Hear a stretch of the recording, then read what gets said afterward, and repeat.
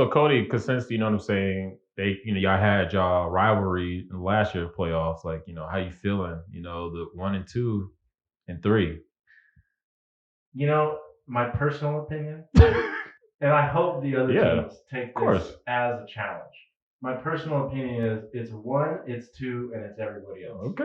All and right. I hope we got they something take to it say. as a challenge. All right. But Woodbury's, they're stacked, man. I mean, they have the same team. They replaced shoulders with Lavelle, who's a really good player. Oh, yeah.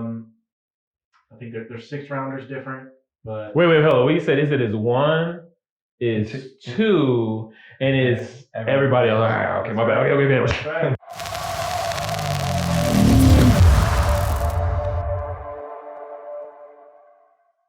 Journeyman, talking about the puzzle. Right now, we want to just highlight those pieces of the puzzle that really make our team what it is. You know what I'm saying? We want to highlight you. We're going to do a player highlight right now. We're going to shout out someone, starting off with Connor. And you know what I'm saying? It is about winning.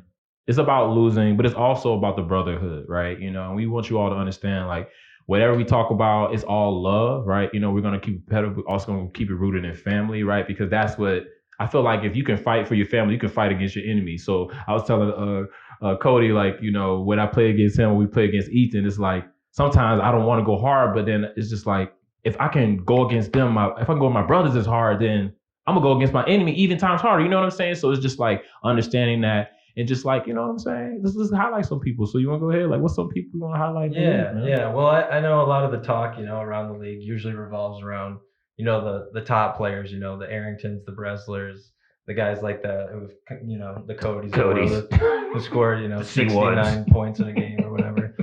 But a lot of the league too. I mean, the foundation is, the other guys on the team, right, that maybe don't get the notoriety. So a couple of my teammates wanted to shout out Cody Potter, Max McCaffrey.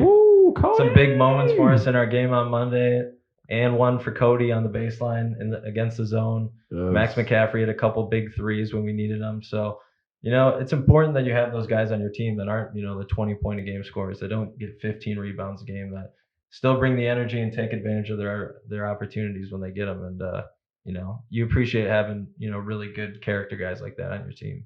Yes. For sure. Yes. All right, great. Oh, my turn? Yeah, brother, whatever you want. All right. I'm going to start with Eric Evans. Yeah, Eric Evans, great guy. I didn't know a thing about him until this session, and then I played with him a little bit in the combine.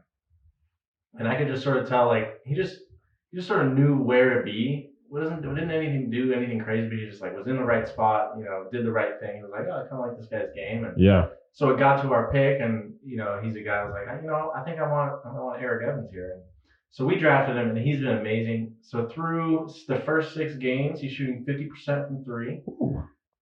He's always getting his hands on a couple steals. He's getting a couple assists, rebounds, and he has a game that's just very like nonchalant. He doesn't force anything. Isn't like a me guy. He shoots 50%, but he doesn't force up anything. He's always taking the good shots. So Eric Evans, and then Chris Steele is a guy. Steele. I think he's been around for a little while. I think he might play in the 35 and up league too. Okay. I love Steele. Could be wrong, but he's a guy that's just this nonstop hustle, always running the floor, plays great defense, and he rebounds and he passes too. He gave a nice little behind the back pass to me a couple of weeks ago, Chris Webber-esque, It was beautiful. So when you think of behind the back passes, the first name is Chris Webber. I'm from Sacramento. Okay? It's absolute in the post, he invented that. He's calling a timeout. All right.